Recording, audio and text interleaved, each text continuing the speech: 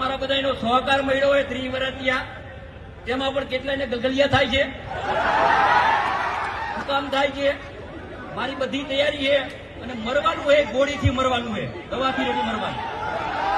એક પણ જગ્યાએ કાંતિભાઈ અમૃતિયાએ કોઈનું પડાવ્યું હોય, કોઈનું લીધું હોય 30 વર્ષમાં, તો હું જાહેર જીવનમાં તૈયાર થયો. પણ આ સમાજની જે પ્રગતિ છે ધંધાની, એ પ્રગતિને ટકાવવા માટે મારે 2-3 વાત કરવી. પણ ભાઈ શું વાત કરવી? જેના લગ્ન થયા હોય મોજ શોખ કરે ફરે એમાં વાંધો નહીં. અરે બને ત્યાં રેડા એકલા ન મોકલો, ભેગો મોકલો. મારી બહેનોને વિનંતી છે, એકલા મોકલતા નહીં. આ બહુ સાચી વાત કરું. ત્યાં પકડાય એટલે મારે ફોન કરવો પડે બીજા ગેટ પાસે, ત્યાં છેડા અડાડવા પડે.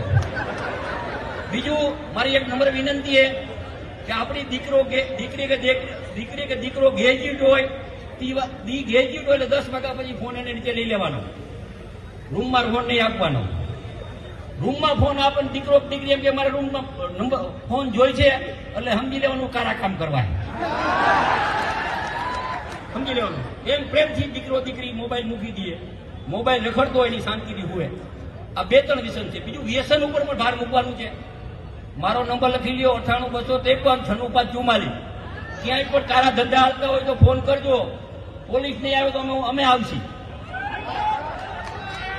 અમારી તૈયારી છે. અમે જાહેર જીવનમાં ભજન ગાવા નથી આવ્યા, લડવા આવ્યા. તમામ સમાજને હું અહીંથી આહવાન કરું કે તમામ સમાજને ચેતવાની જરૂર છે.